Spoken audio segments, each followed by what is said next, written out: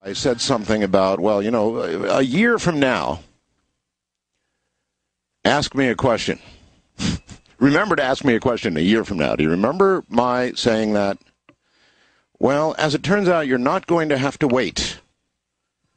Tonight, I'm going to tell you what it was that I was planning to wait a year to tell you. And I think you'll understand why, perhaps, in a moment.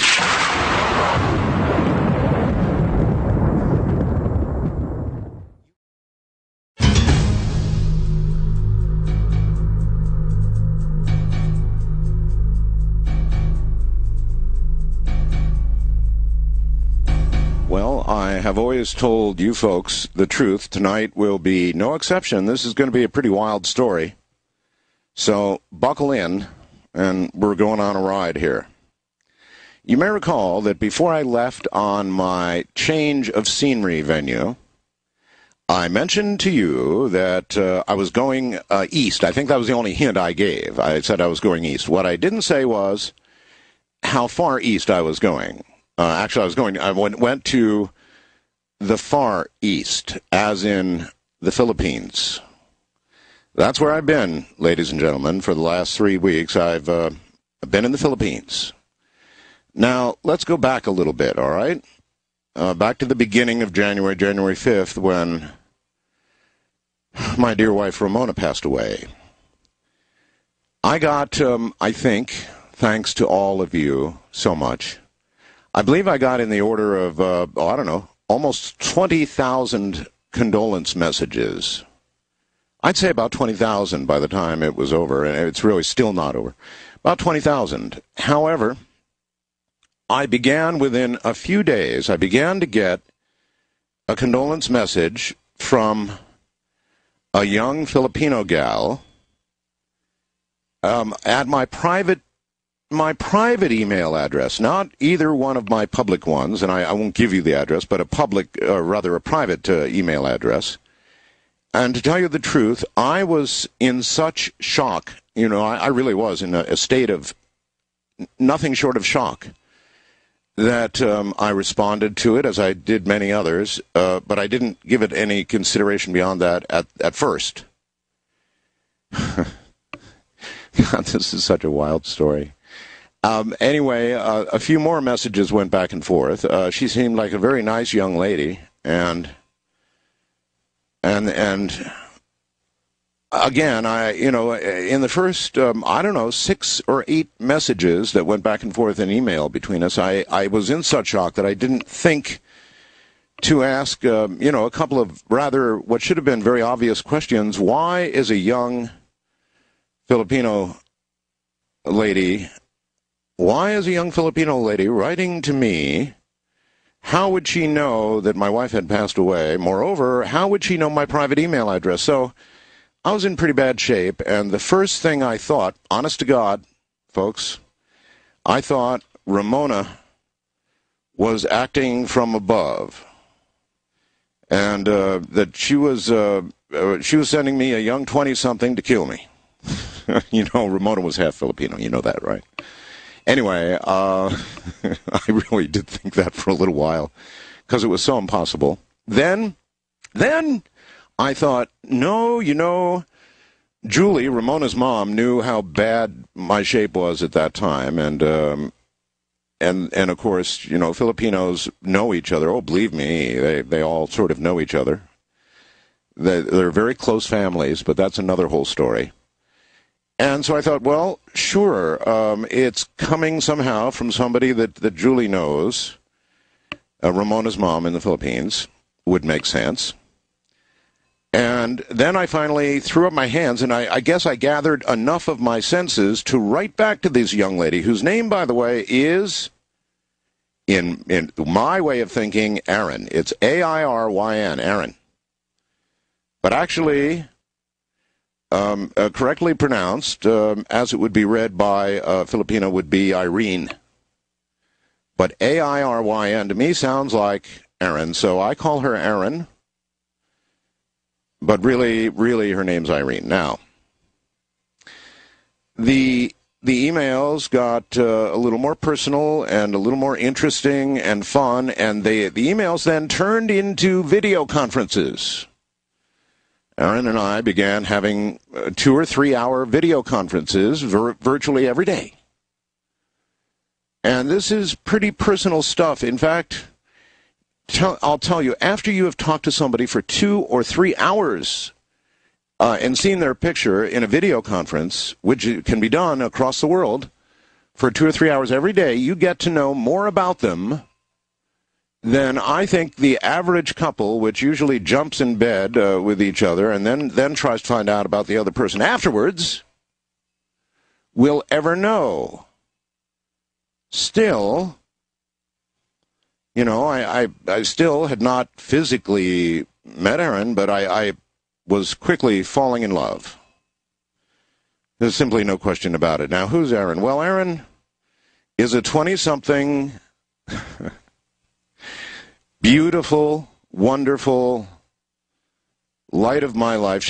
But what I really want to tell you is she's a teacher. She just graduated from college. In fact, while I was in the Philippines, I attended her graduation. One of the photographs you'll see there is of her graduation. In fact, you'll see her mom and her dad. And her dad is a very stern guy. He's a farmer. She is from the provinces. I guess I don't know. I'm trying to get this all together. There's so much to tell you about. When I say the provinces, I mean not Manila. She's from, actually I spent most of my time in Mindanao, in Cagayan, a city called Cagayan.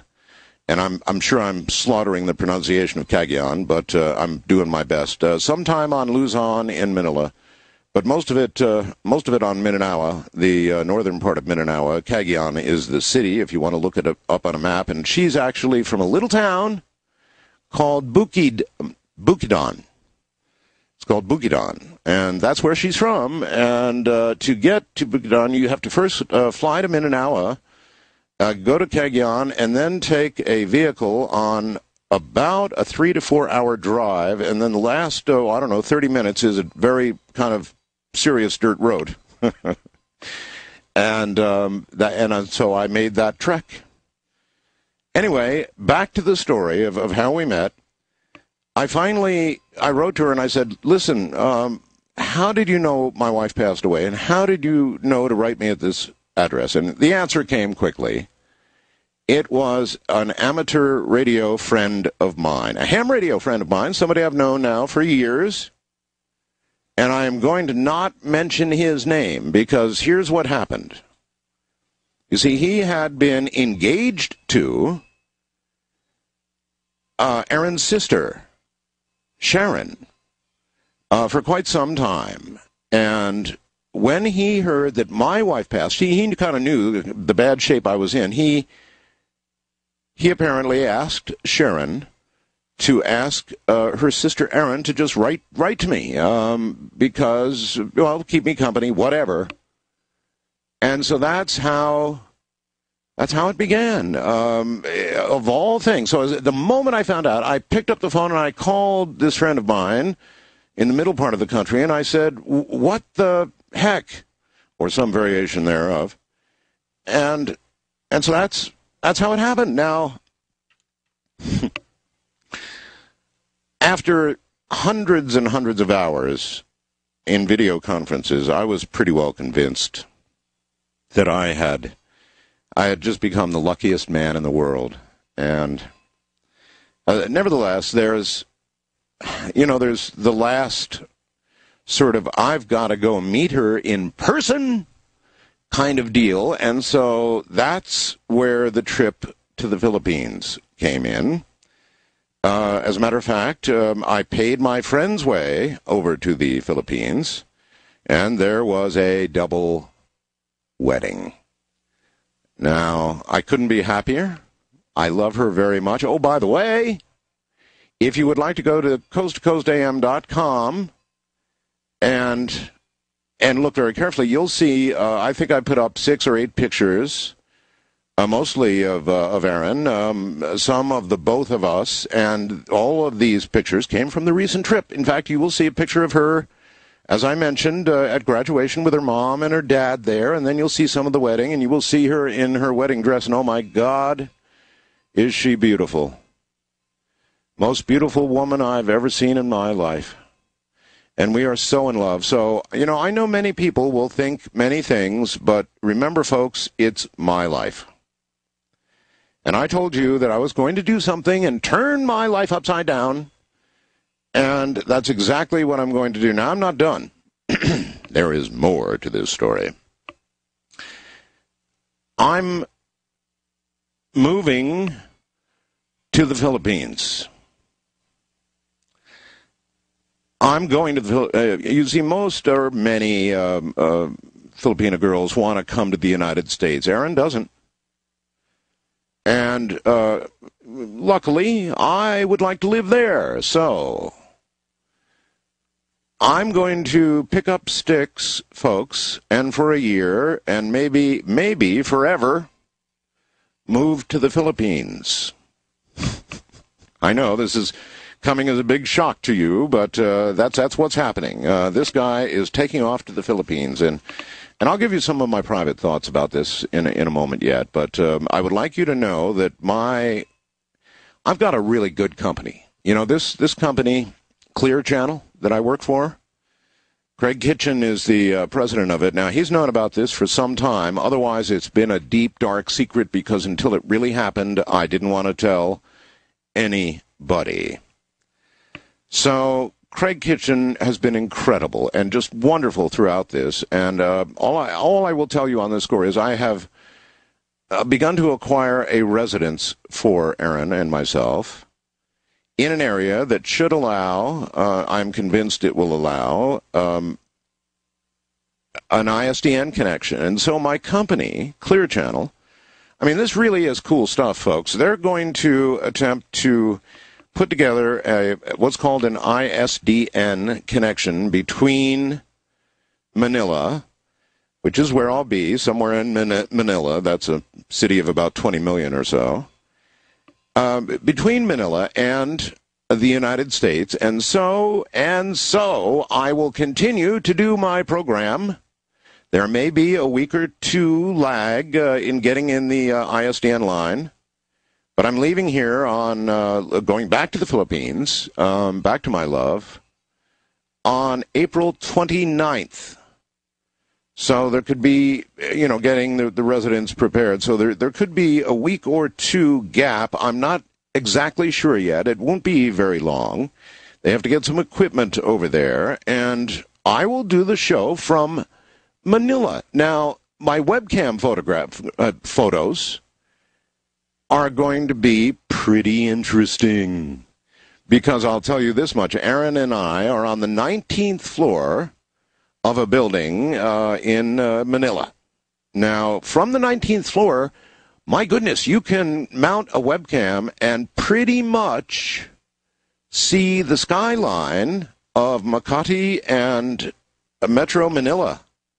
So I should have some pretty interesting photographs for you. There's a whole lot going on in my life right now, as you can imagine. Again, if you want to see pictures of Erin and myself and what was going on, www.coasttocoastam.com. Now, let me see. There are so many things that I have to talk about.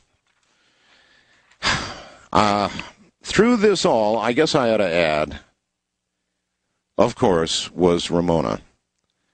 And I talked to her all the time, and I kept telling her, Ramona, if there's anything, if this is wrong for me, if you wouldn't want me to do this, if I'm making a mistake, kick me in the ass. Well, she never did. And she would have. Anyway, she would have loved Erin. She certainly would have loved Erin.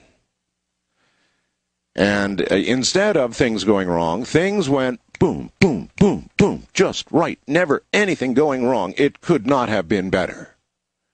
Both in the magical way that we met, and then as we got to the Philippines, it was everything I dreamed it could be and more. And then, of course, the final decision, and I could spend a half hour talking to you about marrying a Filipina. Believe me, what a wedding is like there. They take about 3 hours. I would say 3 hours. And there were probably about 100 people there. And it was probably about 100 degrees. And you get under a veil, and there's a cord put around you, and the ceremony just goes on and on and on and on. There's no divorce in the Philippines. They don't have it. It's a predominantly Catholic country with a very small percentage of Muslims, and mostly Catholic. And so their government, unlike ours, where we have sort of a separation between church and state, their government is run by Catholics. I mean, there's simply no question about it. And so there is no divorce there, which is fine by me. So I'm very happy. I think the photographs will tell the story. You can see, obviously, Aaron is really happy. I'm really happy. And I've never been the kind of person to, I don't know, be afraid of any damn thing in the world. So I'm not. So I hope while I'm speaking you have a chance, an opportunity to go up and take a look at the photographs. I know this is quite shocking to many of you because for me this has been ongoing for months now. For all of you, you're just hearing about it, seeing it for the first time right now. But I guess what you ought to know, and what is most important, is I am so very much in love, so very happy. And when was the last time anybody did a talk show from the Philippines anyway? So my company is so cool. I mean, they are way cool to get behind me and the whole concept, the whole idea of doing a show from the Philippines. By the way, doing it there will mean, with the hour change, let's see, I'd be doing it at about 1 o'clock in the afternoon. So what we're going to have to do is darken down the residence we have and make it look just like night. So I can be in the mood, so it's just like nighttime. It's going to be fun. It's really good. As a matter of fact, the whole thing is going to be fun. And I'm going to be back there very quickly. I told her I wouldn't leave her alone for a moment, and I will not. Now, listen, I've got a whole, I'm not sure what I'm going to do yet in terms of what I'm going to do with everything. For example, I've got 5 acres and 2 homes here of about equal size. I mean, just a luxury home. It doesn't get any better than what I've got, in my opinion. 5 acres of land in a very private area with an RV and, the biggest ham antenna of its kind. Now, if the right amateur radio operator came along, the right ham radio operator, and wanted all of this, I've got a racquetball court, solar power, and there's just more things here than I could possibly ever describe. If the right amateur radio operator, ham operator came along, I might sell the whole schmear to him. I just might. Or I might keep the houses. I'm not sure yet, but one thing's for sure, I am going to have a lot of stuff for sale, and I will take the opportunity to use my own program to actually mention some of this stuff, and if anybody's interested, I'll give a phone number, so get not a phone number, but actually a fax number. Hell, I think I've got it. Yes, I do. Thank goodness. And I'll provide a fax number, but I'll just mention some of these things. And so if anybody out there is particularly interested, you can fax the number I'm going to give. But anyway, the bottom line to this first half hour is I have met, in the most unusual, magical way you can imagine, the most beautiful girl in the world, who, yes, is 20-something. And we fell very much in love, and we got married. So there's a big shocker for you, and then to pile on top of that, I'm going to become an expat, and I'm going to do this radio program on the weekends from Manila in the Philippines, where it's a different day every day. Go to the one I love, and the one I love is Irene Ruiz Bell. If you want to see her, she's on the internet right now at coastcoastam.com. Lots of good photographs up there, all taken on my recent journey to the Philippines. And that's where I'll be doing the program from the Philippines, unbelievably. Now, I will take some calls this hour. I've got just one thing I want to cover with you in a moment. Then we'll take some calls, and who knows? Only the shadow knows. We'll be right back.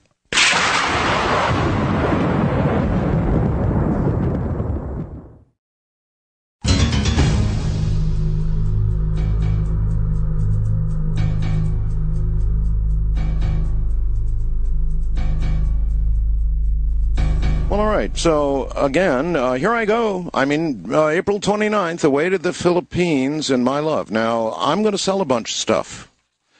There's no point in keeping it. It occurred to me that, for example, vehicles and things like that, they're just going to devalue, sit here, which they pretty much did anyway. I mean, all my vehicles are just about new because I kept them in a garage and used a little Geo Metro. So what I've got is a 99 Camaro, perfect condition, 98 Firebird Trans Am that'll kick butt. I've got a 99 Geo Metro in perfect condition, an older Geo Metro. All those can go. I've got a SX77 amp, an Alpha amp, an Alpha 99, an Alpha 87A amp. They can probably go if I find the right buyers. I've got a couple of 42-inch plasma TVs. I've got a 2000 model RV Bounder with every option known to man. Sony recorders, high-def stuff. The house is just full of stuff. And so I've got a bunch of guns, too. Anybody wants to buy guns? Anyway, look, what I'm going to do is give out a phone number. They hate it when you take guns. You can actually take guns on an airline, but they don't like it, although it's something to think about. Anyway, anybody seriously interested in maybe buying the whole properties out here, the 5 acres and the whole schmear of the antennas, or, some part thereof, well, I'm going to give you a fax number. Now, this is not a way to contact me for anything else. Only if you're interested in some of this stuff. The fax number is area code 775-582-1310. That's area code 775-582-1310. Now, there's not really much point in just letting cars, slowly devalue themselves, I suppose. Somebody should be driving them. They're awesome vehicles.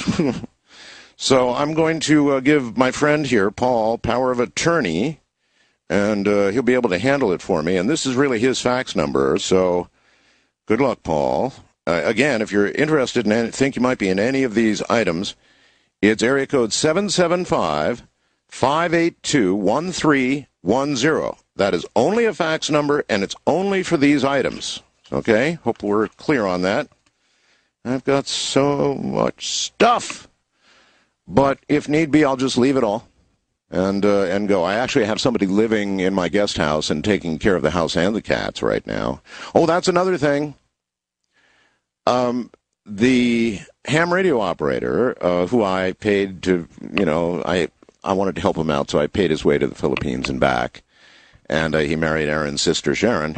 He took Shadow.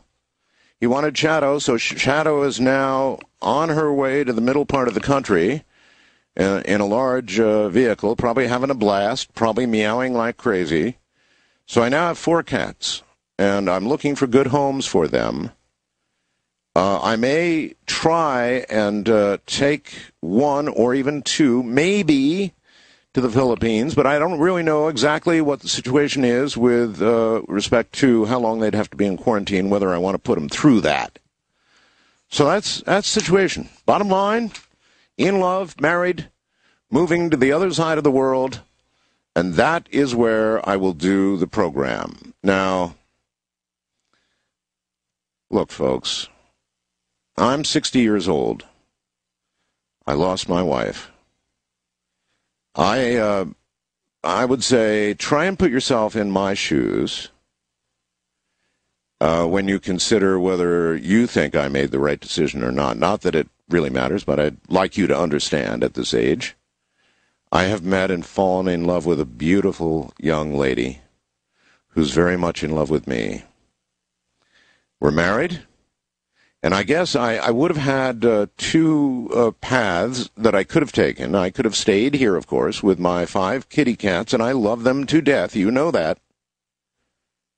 And lived out my life that way, or I could choose to flip my life upside down. I'm famous for it. I've done it lots of times before, and just change everything, and that's exactly what I have done. Let's go to the lines. Wildcard line, good morning. You are on the air.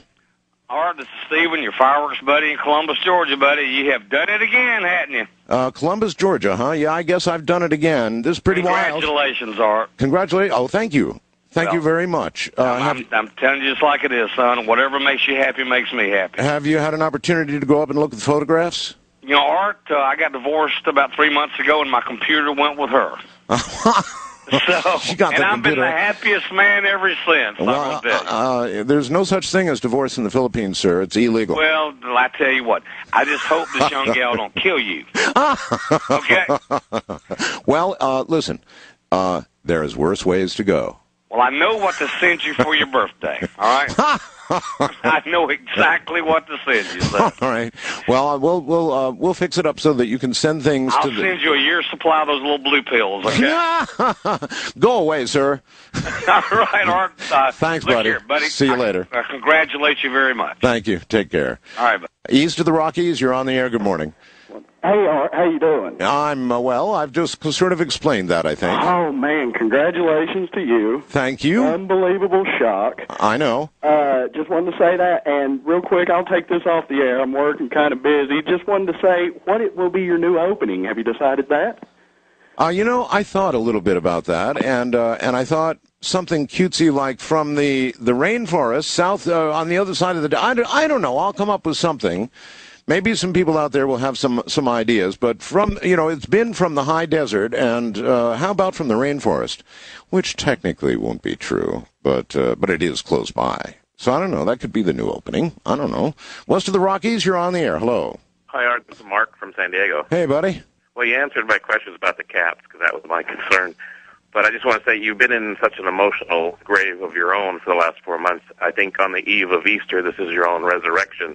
So I'm really happy for you. You can hear it in your voice. Sir, you have no idea how happy I am. Well, it comes across.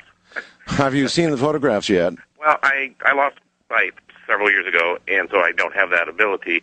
But which is why your program is. I listen to it now because everything's radio for me now. Well, it's always been radio for me. The internet, though, is a pretty good adjunct to radio, and so if you get a chance, yeah, if you can get, she's a really beautiful woman. So if you get a chance to get to coasttocoastam.com, go take a look. Sir, and congratulations, and many happy. Thank you, thank you very much, and take care. East of the Rockies, you're on the air. Good morning.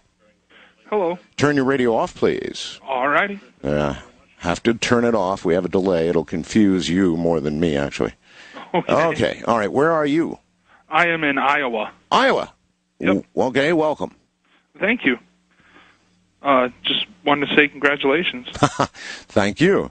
Have you yet seen the photographs? No, I'm at work right now, so I'm doing a naughty thing calling in, but I hear how happy you are, and I'm just really happy for you, Art. Oh, thank you. So you're using the boss's phone to call in? Yeah, well, I work overnight security, so no one's really out here, but yeah, if anyone would catch me, I'd be in a little bit of trouble. But well, I don't want you in trouble. That's all right. I'm used to being in trouble, Art. Yeah, me too. I mean, this is fairly typical of me. I'm sort of not afraid of doing very radical things. I know what you mean, my man. You only live once, bud. Exactly. Life is short. That's a real phrase to remember. Thank you very much. Wildcard line, you're on the air. Hello. Yeah, Art. Hi. I've seen the pictures on the Internet. Oh, well, first one to come along who's seen the pictures. Well, I think you're a little understated. Well, just go right ahead, sir. What do you think? I think she's absolutely gorgeous. I think you've made a very good thing. There's worse ways to go. Oh, it's a very short list. Yeah. No, she really is pretty incredible. Yeah, it'll put a nice spring in your step. my step springeth already, sir. Oh, my grandfather was a ham pioneer. I just want to, pass that on to you that, ham and everything you're doing very well. Well, let me tell you, I will take my radio equipment as much as I'm able with me. And, I'm going to be up on the 19th floor of a large building. And if I can figure a way to get some coax up on the roof, I'm going to be rocking and rolling, believe me. Well, you'll have some less restrictions with the FCC over there. I don't know. They've got their own agency. It's very much the same. Fortunately, there is a sort of a reciprocal agreement. If you have a license here, you can obtain one there to operate. So I'm looking forward to that. Well, listen, thank you very much, and I appreciate your comments on the photographs. Okay, thank you. Take care. East of the Rockies, you're on the air. Hello. Hey. Hey. Can I be the mama cat for the kitties until he decides to come back to America? I'll kidnap them and keep them. You'll keep them, huh? Hey, where are you calling from with an accent like that? Arkansas. Arkansas. Well, Arkansas might be a little difficult in terms of trying to care for the kitties. I certainly appreciate the offer, and I like your accent. I've been to the Philippines. I know where you are, and I know what you're going through. And the southern part is it's a difficult area for Americans. Yeah, southern Mindanao. Go do it, baby. I'll keep your kitties. All right. Well, thank you very much. The southern part does have, of course, Abu Sayyaf, whatever his name is, and some trouble. But the rest of let me tell you something. This is really important for you to know. The Philippines is probably one of the most friendly countries. It's got the best people you'll ever meet in your whole life. They're all friendly. They smile. They're beautiful people. In fact, there's got to be a beautiful girl factory over there somewhere, just stamping them out. I told Aaron that, and it's unbelievable, the number of beautiful people over there. And they're friendly. Everybody smiles. Everybody's nice. And by the way, others you'll see in the photograph are bridesmaids and flower girls, and there was probably about 100 people there, I'd say, in total. West of the Rockies, you're on the air. Hi. Hi, Art. This is Maureen from San Diego. Howdy. Hi. I just want to wish you congratulations. Thank you. You're welcome, because I'm Filipino, too, because I know I talked to you before. Have you seen the photographs yet? Oh, not yet. I don't have a computer. All these people without a computer. Well, I'm good. I have a library across the street from me. Will it be up tomorrow?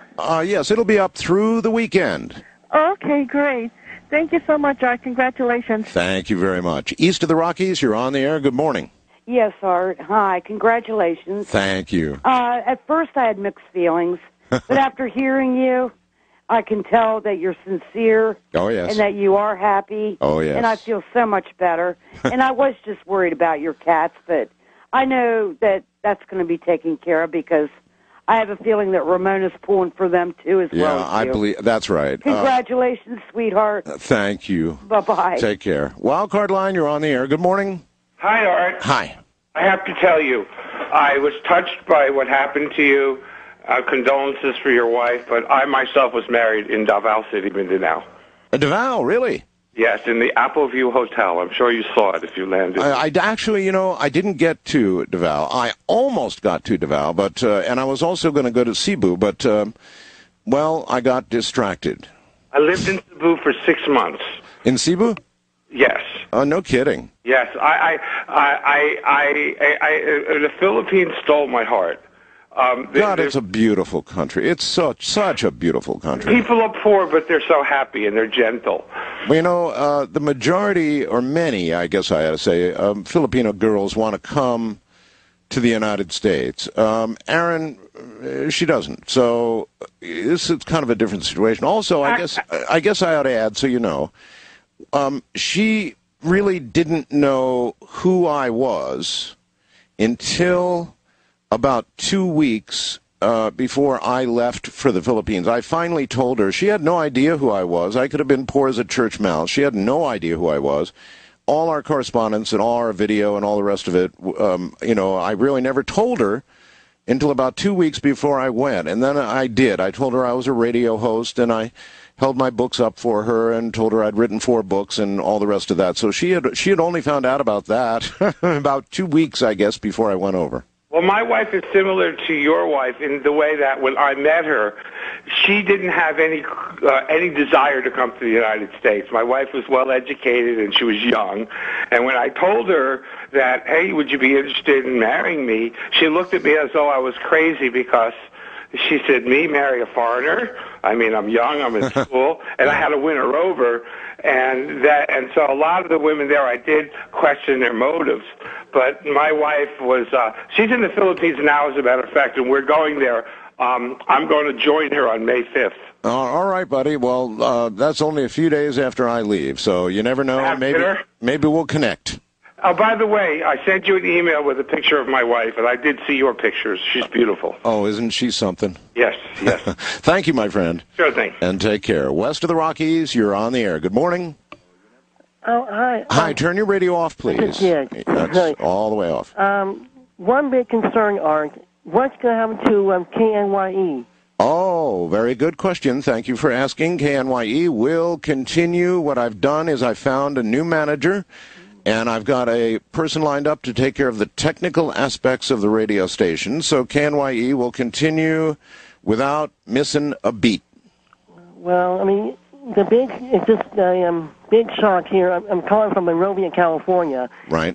And it's really a big shock. I mean, what's Major Ed and Whitley and George and Ian, everybody's probably going to be just as shocked as I was when I heard it. I'm sure that's true. Thank you very, very much for calling, and I understand it is a shock, and please understand that I could not really tell anybody anything until I was really sure. It would have been completely foolish to say anything until I was really certain that all this was right, and I'm really certain it is all right, and so as is always been my custom, I'm here to lay the naked truth out for you, so to speak. Wildcard line, you're on the air. Hi.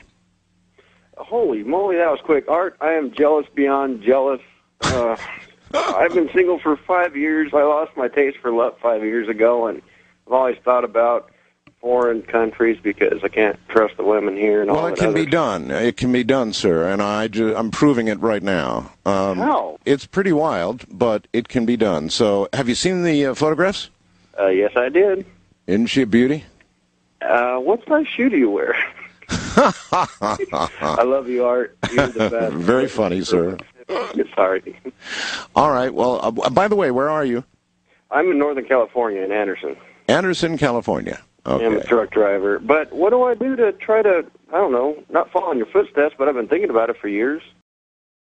So, if I had not come along, she would have gone into the mountains. That's the way it begins over there. She would have been way far away in the mountains in Mindanao, and she would have been teaching there. Now, I have just retired her, so to speak.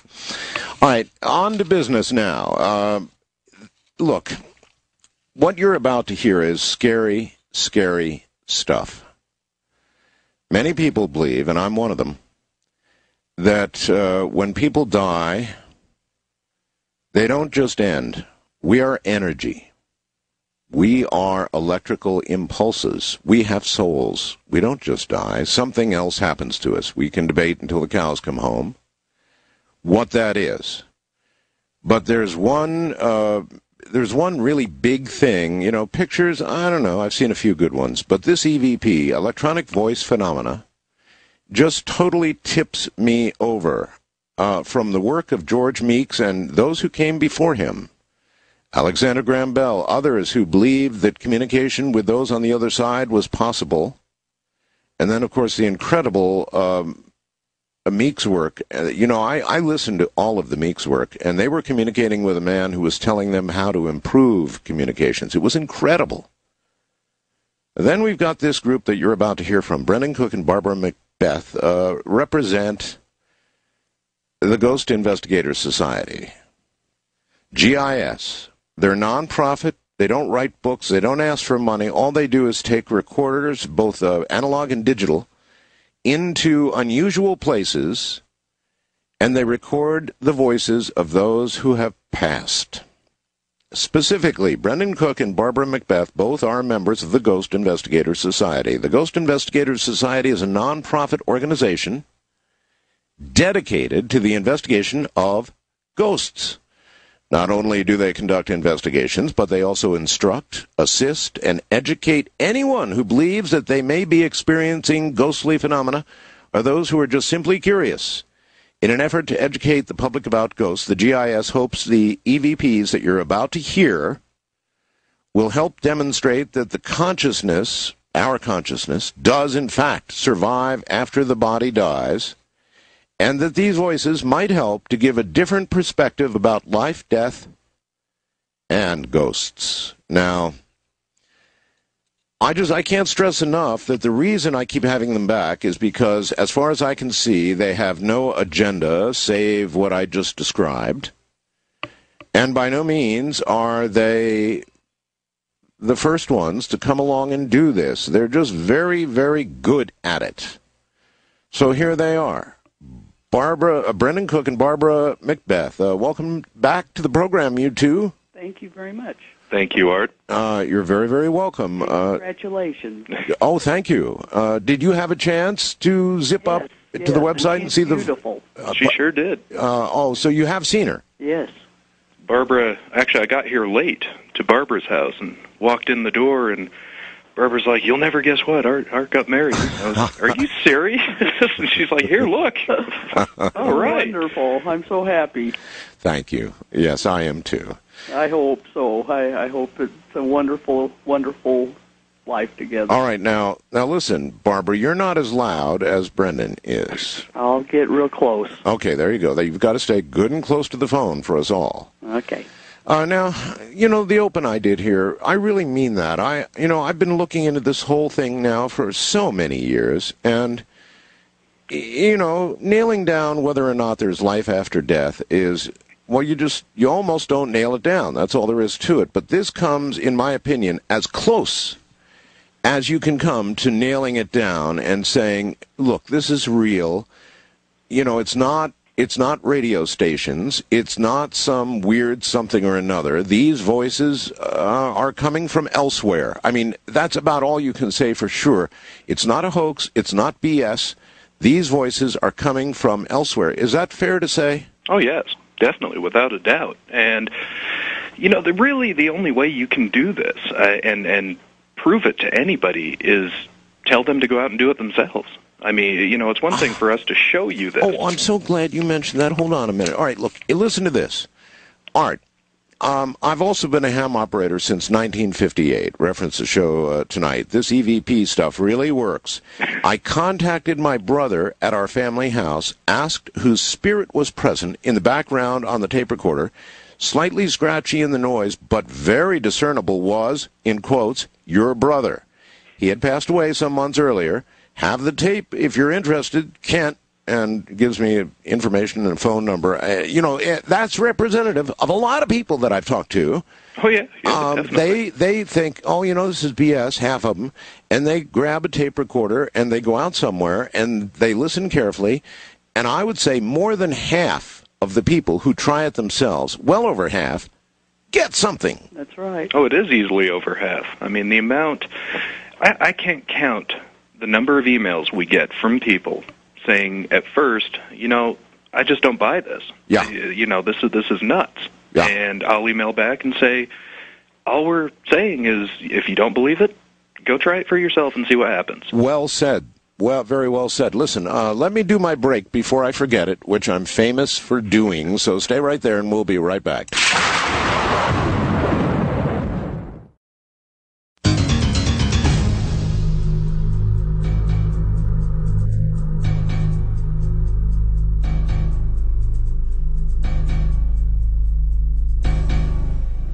Well, all right. Once again, welcome back, you two. Thank you. Is there anything you want to add to the people? There will be some people, obviously, listening for the very first time this morning. There always are. There's so many millions of people out there that there's always going to be new listeners. So I guess we ought to give them the real quick 101. In other words, how did you get what all these folks are about to hear? Well, what we do is record using, everything from analog tapes to digital to something we'll get into in a minute that I'm sure you're going to love. Oh? Yeah. You'll actually notice tonight a lot of these voices were recorded with a condenser mic. We have switched from, just regular dynamic microphones all the way up to condenser and, powered mixers and... Really? What has caused you to switch? Basically clarity. Clarity. We had always been suggested, or had people suggest to us, that we should use condenser mics. Well, here's the deal. A condenser mic is famously more sensitive. Oh, yes. Very much more sensitive. So it would make sense, Brendan, if the what you're actually recording really is an audible sound as opposed to being impressed on some sort of electromagnetic media. That's exactly it. And honestly, at this point, using the condenser mic as much as we have so far, I am under the impression it is some kind of audible sound. Oh, it has to be. Oh, well, okay, that's a revelation all on itself then. Well, it is, and like I said, it comes from using the condenser mic. I think just hearing these voices and how much audio information is in these ones that we did record with the condenser mic, it's amazing. You're going to be amazed at the clarity of the... it sounds like nothing we've ever heard. What finally caused you to switch over and give it a try? It was basically just people, constantly suggesting we should try this. And, finally we went, well, hey, let's do it. Okay. We got nothing to lose but, a couple $100. That's it. Yeah, that's right. So a couple $100 for a condenser mic and what? Mixer and, yeah. A mixer and all the rest of it. And what about the locations? You guys, even though you say all the time that you can get these voices virtually anywhere, you say that still, I notice you go to graveyards, prisons, old psychiatric facilities, that sort of thing. You have to have the electrical power to be able to use that stuff. It's really anywhere that is connected with, a lot of emotion.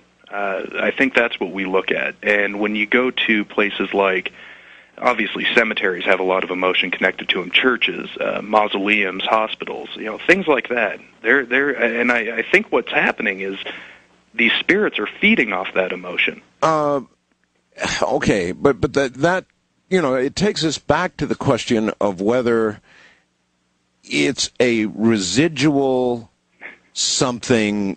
Yes, strong emotions, but is it a residual something that's left, or have you had enough contemporary communication to be absolutely convinced now that these are actual spirits in real time saying things to you? We get both.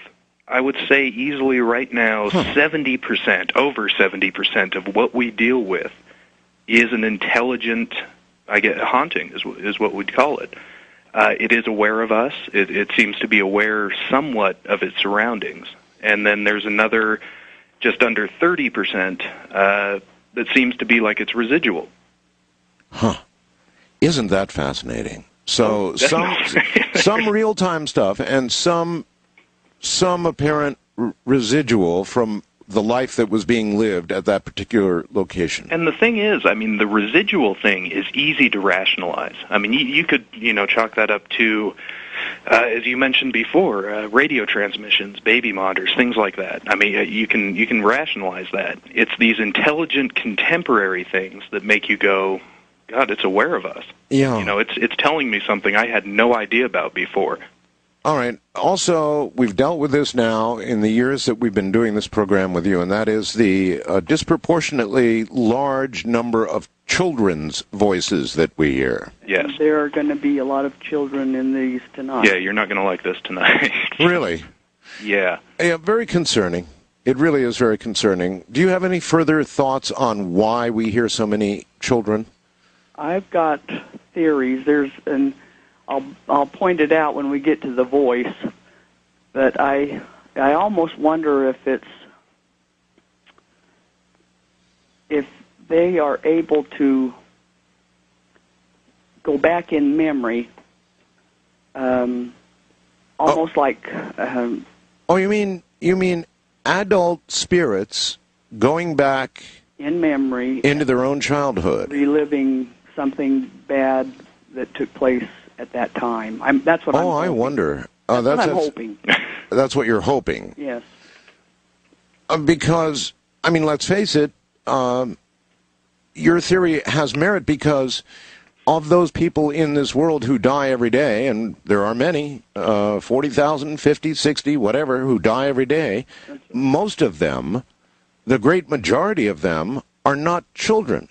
Obviously some children die, but more than not, people get to live out a fairly reasonably full life, right? So you just wouldn't expect the percentage of children that you get otherwise. Well, and to back up Barbara's theory, there have been numerous documented reports of, Grandpa Joe passing away, and then a few weeks later, his grandson sees him as, when he was 15 or 20. So, yeah. That happens all the time. People report that all the time. All right. You do work mainly with audio, but you also do some video, and I know on your website you've got some video shots. How frequently do these voices that we hear get accompanied by something that you pick up on video? Not very. There doesn't seem to be a lot of correlation between video and the audio.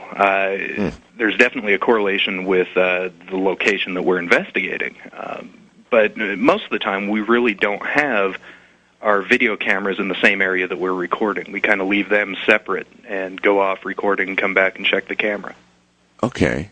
Although we have recorded EVP on the video camera. Oh, really? Yes. How frequently is the EVP that's recorded on the video camera similar or exactly the same as that which you record with a recorder? Well, there was an instance where I was standing next to the camera when I had my tape recorder, and the EVP that I recorded on the camera was better and clearer than the one on my audio recorder. That would indicate a proximity effect. Yes. Which again leads us to it's really audio. Oh, yes. How many times, then, have either one of you heard what later you hear on the recorder with your own ears? Rarely.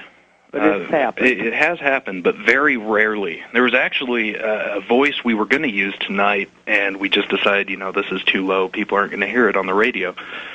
But what happened was Barbara and I were in the basement of a building, and all of a sudden we just heard this. It sounded like a moaning. I turned to Barbara. I'm like, what is that? Yeah. Barbara's like, it could be a cow. And I'm like, are you sure about that, Barb? And then it just kept going and going and going. And I'm like, God, that's just a cliched horror movie sound, isn't it? Yeah. And this did pick up on the recording. It didn't seem like it was loud enough that it would actually come across. You've got to remember, there's tens, maybe hundreds of thousands of truckers right now in the middle of the night moving out across the country, and shows like this just scare the living you-know-what out of them. Why should people not be scared by what they're about to hear? Barbara tends to have a pretty positive attitude about all of this. Me, I freak out a little bit. So, Barb, you address the people out there and tell them, why should they not be scared by what they're about to hear? Well, there's really nothing harmful in it. I think if people are afraid, it's not something that they should indulge in, I don't understand why people are afraid of it and go out and try to do it. I understand.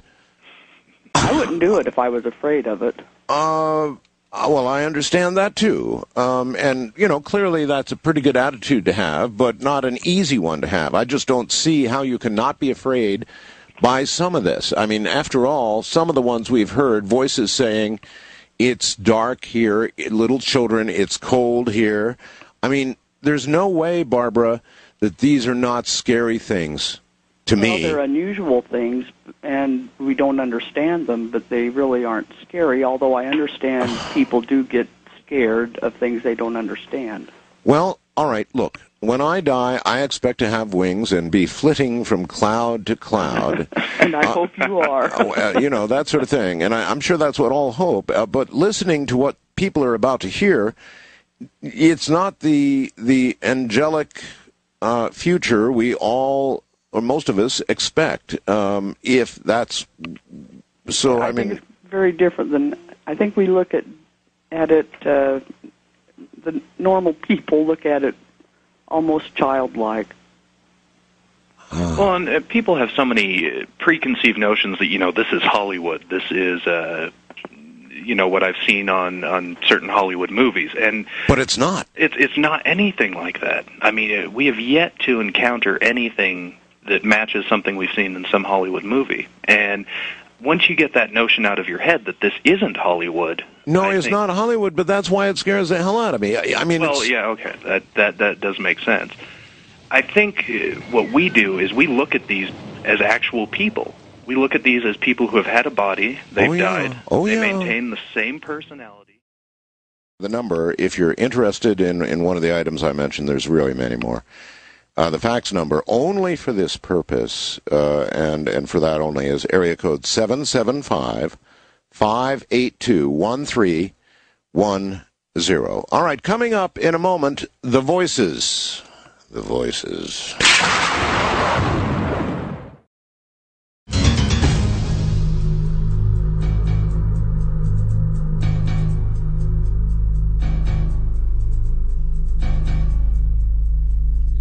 All right, here we go. Welcome back, you two.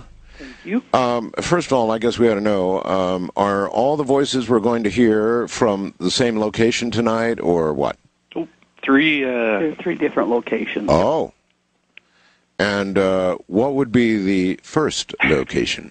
We were at a mausoleum. A mausoleum. What a surprise. You knew that was coming. Well, it wasn't a hard guess.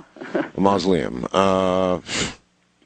Okay. A mausoleum. And we have them posted on the website so that people can go and plug your website.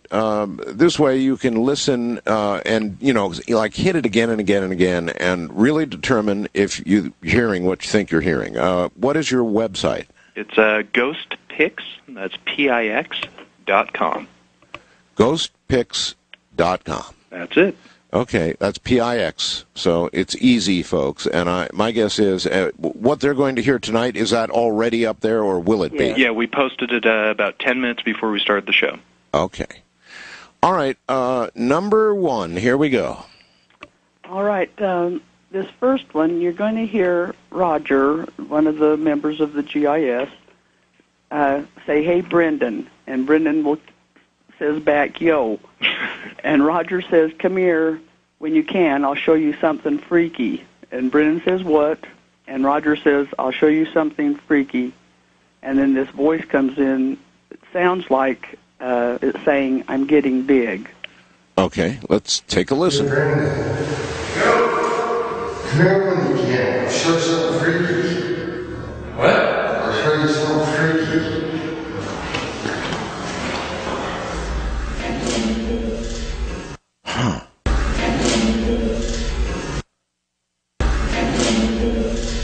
Okay, there was obviously a lot of echo because it was inside the mausoleum, so that was a natural echo, right? Oh, yes. Yeah, okay. And that was what was so, I think, bad about this. We had just started using this condenser mic, and as you mentioned, I mean, it does pick up everything. It does. And, to bring it inside this mausoleum, the big marble ceilings and everything's marble. And lots of echo. Yeah. All right, one more time. Come here when you can. I'll show you something freaky. What? I'll show you something freaky.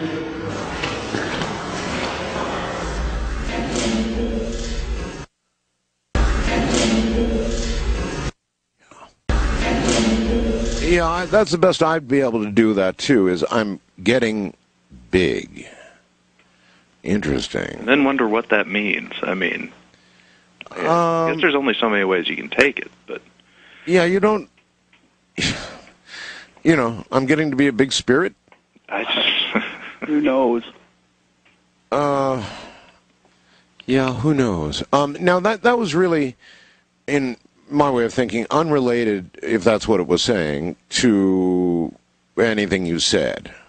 Oh, yeah. You agree? Yes, definitely. It had nothing to do with what was going on at that time. Huh. I don't believe, I mean, I don't think it had anything to do with their conversation. All right. How many of these are in the mausoleum? Just the first three. The first three, because there is a lot of echo there. It makes it harder. Yes. I think. But I thought it was interesting, even the EVP had echo to it. Oh, that's an awfully good point. If it was directly imprinted on electromagnetic media, it wouldn't have echo. That's it. Ho-ho. Very good. All right, number 2. All right. Now, in this clip, again at the mausoleum, you're going to hear Barbara say, "Does anyone want to say anything to us or talk to us?" I mean, it's a really standard thing we say when we're out. Right. And it almost sounds like the same voice as before, but this time she says, "I'm really warm." Huh. All right, here we go. Listen carefully. You're trying to hear "I'm really warm" at the end. We'll talk a little bit about that, about trying to hear something.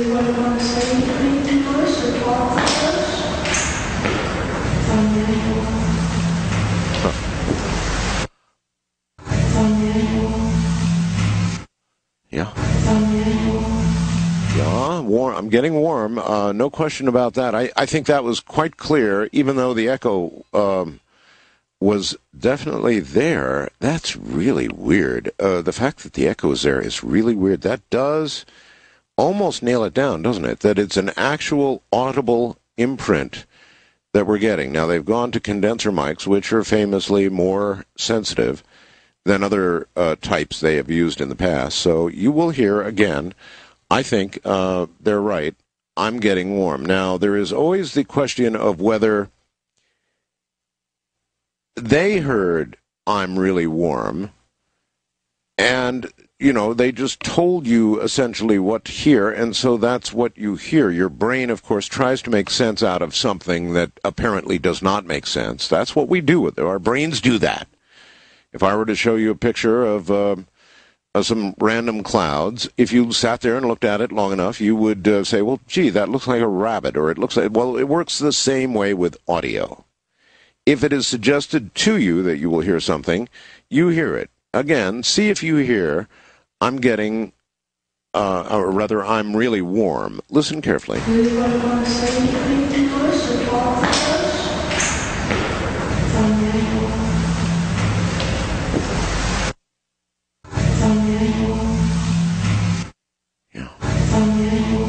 I'm really warm. All right, so let's deal with this question. It does sound like I'm really warm to me, but would it have sounded that way to me if you had not told me what to listen for? And that's just it. And I am glad you brought that up, because one of the main things regarding EVP is it is very subjective.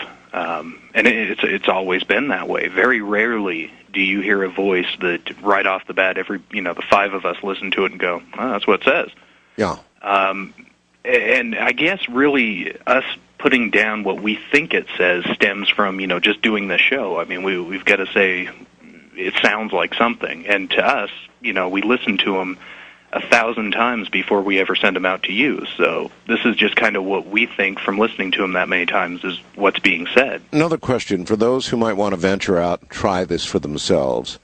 How many hours of recording time do you have to do generally, typically, on an average, to get an EVP? I would say at least 2. I mean, there's times that you can turn on the recorder and within 5 minutes record something. Right. There's other times you record for 6 hours and get absolutely nothing. it varies so much, and I think the whole key is just keep going back and keep doing it. Yeah, but if you were to average it out, you're saying probably about every 2 hours you. Exactly. Yeah.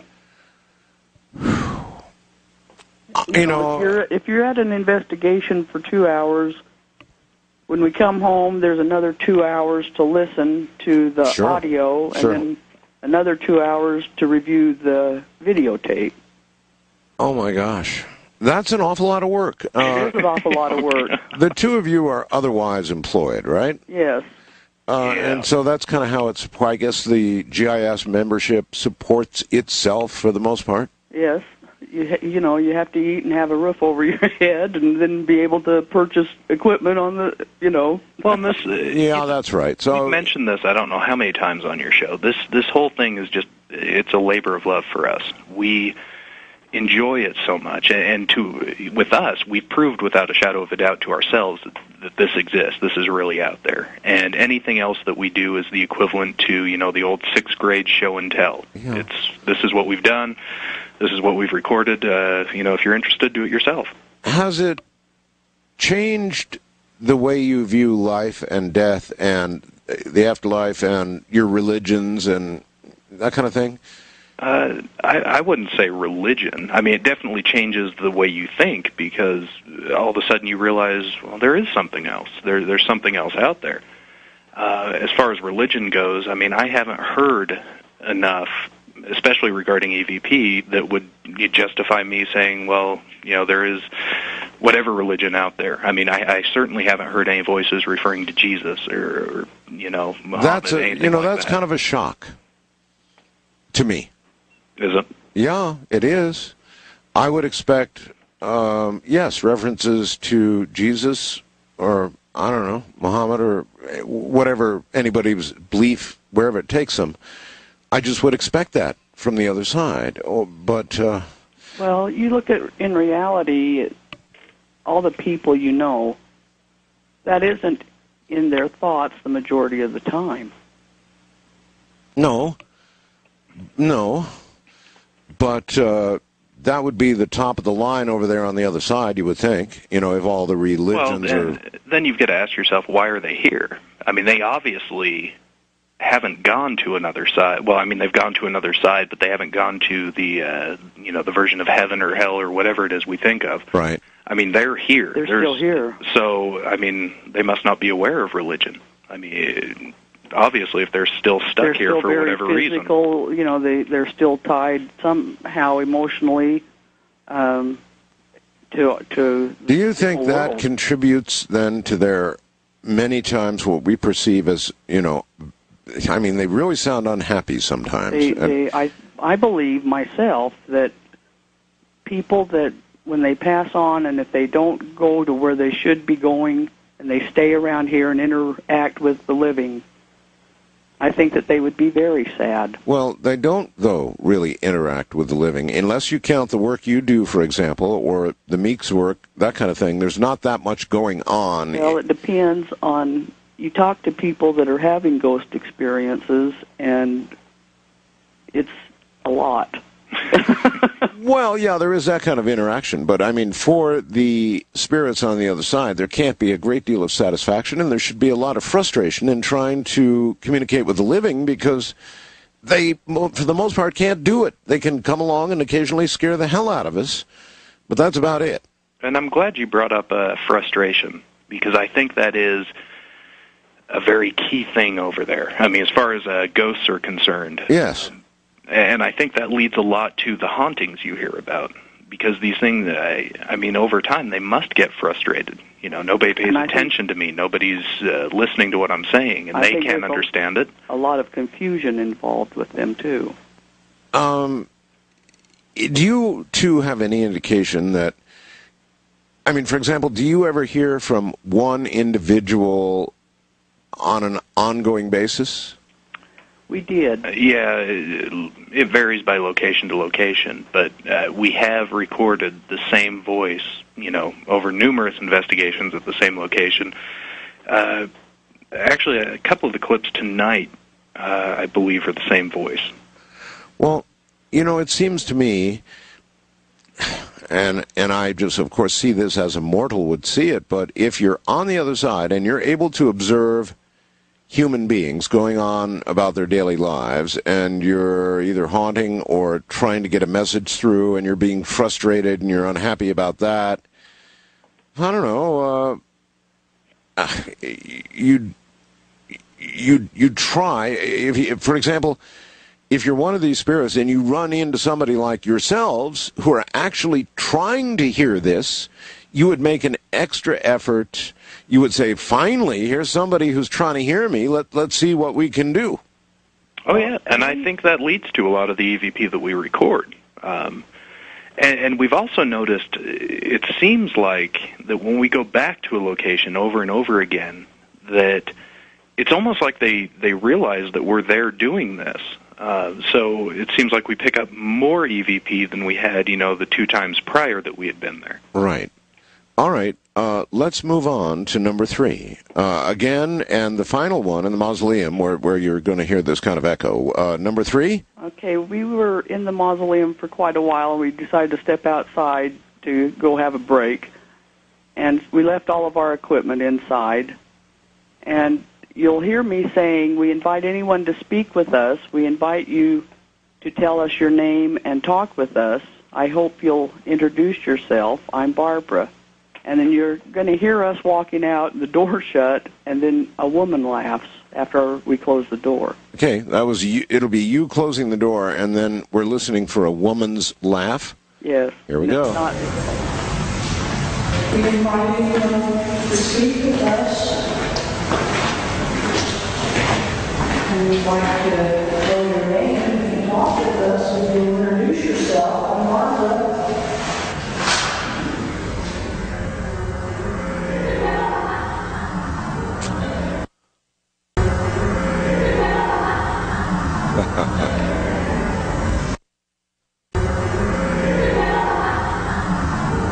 That sure does sound like a woman laughing to me. And okay, so that's Barbara leaving the mausoleum, closing the door, and then comes left. Is anybody here? No. Let's go back here. Here we go.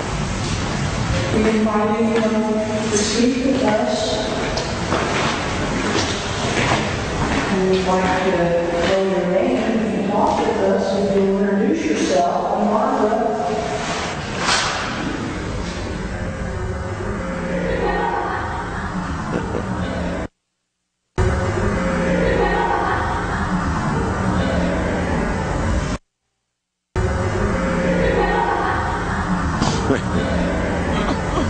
That is clearly a woman's laugh. Yeah, there was me and Jenny were the 2 women that were there, and neither one of us laughed like that. That wasn't our Well, and laugh. at that point, nobody else was inside the mausoleum after the door was shut. It's nice to hear a little humor from the other side, if you ask me. Once in a while, isn't it? Oh, yeah. I'll say. Definitely nice to hear a little bit of humor. To know that people can have humor, can react. That's one of the basic, what do we have? Love, hate, different emotions, jealousy, various emotions. It's just good to hear a happy one. Yes, because they're very few and far between. Well, that's too bad. But apparently, a spirit, even though they know they have not transitioned all the way to the top, you guys firmly believe that, right? That's my belief. Yes. Stay close to the phone for me. Yes. And is that true of you? I notice you stay silent at these moments, Brendan. Do you disagree a little bit? No, I don't actually. I do believe that there is something else. I do believe in the concept of heaven. I just believe that for whatever reason, these entities that we hear from are stuck here. Yeah, that's why I asked you about the longer term thing. What I guess I'm really asking is, have you ever observed anybody being there, and then suddenly being gone, as if graduation time had arrived and they had moved on? Oh yes, yes. Oh, there was a man that repeatedly spoke to us every time we went to this one cemetery. We'd record his voice almost every time we'd go. Right. And we haven't recorded him for years now. Do you believe he's moved on? I hope he has. But you have no way of knowing for sure. No. All right. The two of you stay right where you are. From the Ghost Investigators Society, and we're about to enter an interesting territory here. I have no idea where the next voices come from. But again, it's newer technology. Well, it's actually old technology. They're using, finally, a condenser mic, which, A, would certainly indicate that we are dealing with a phenomenon that's actually audible. That's what this would seem to say to me. And number two, once we're out of the mausoleum, my expectation is the voices will be somewhat clearer. We'll find out in a moment.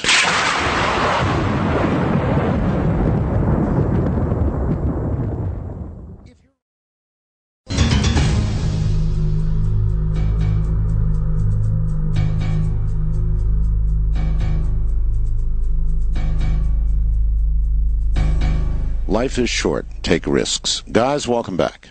Thank you. Good to have you. And now we're going to move. The next ones are going to come out of the mausoleum. So where are we headed from the mausoleum?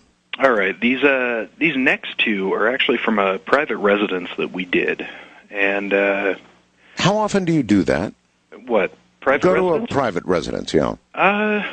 Quite often, actually. At the request, no doubt, of the inhabitants. Oh, yes. Yeah. Between private residences and just, businesses that are still operating, I would say that probably makes up about 80% of what we do. Really?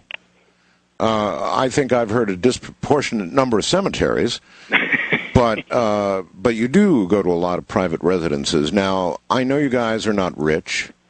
You don't make money from doing this, so you can't go traipsing around the country on request, and I'm sure you get many of them, right? Yes, we do. How do you handle it? Well, we can only go to the ones that are close by most of the time. We plan, trips and go to locations and make arrangements, but it's like a yearly trip that we do. Okay, so, and for the record, you're in Utah? Yes. Utah, all right. So typically, how far might you travel? Oh, well, we've gone up into Montana. We've gone up into Wyoming. East Coast. As far as we can get to. Price of gas now, though. I think Barbara said this before. We'll be lucky to get around our block. Yeah, that's a good point. All right, let us go then to number 4, recorded at a private residence, apparently at the behest of the inhabitants. That's correct. And I do want to mention these next two voices. The echo is gone. The voices themselves are a little low, but we put them on to show that this is the kind of thing we can pick up with a condenser mic where a digital recorder, an analog tape recorder, anything else would not have picked up these voices at all. Really? All right, so this is they'll be pretty far into the noise, is what you're saying. Yeah, in a way, but I think they're still very discernible. You can, definitely hear there's something there that shouldn't be. Well, let's find out. All right, so number 4 is? All right, this one you're going to hear me say is, anybody here, tell us your name. And then after that, it sounds like an older man saying, did you want to talk to me? All right, let's see if that's what we think. Wait a minute. We won't find out that way. Get the EVP disc in and go to number 4, or we're not going to hear a thing. Here we go. All right, so again, we're going to try and hear, did you want to talk to me? Listen carefully. Is anybody here? Tell us your name. Yeah, I hear it.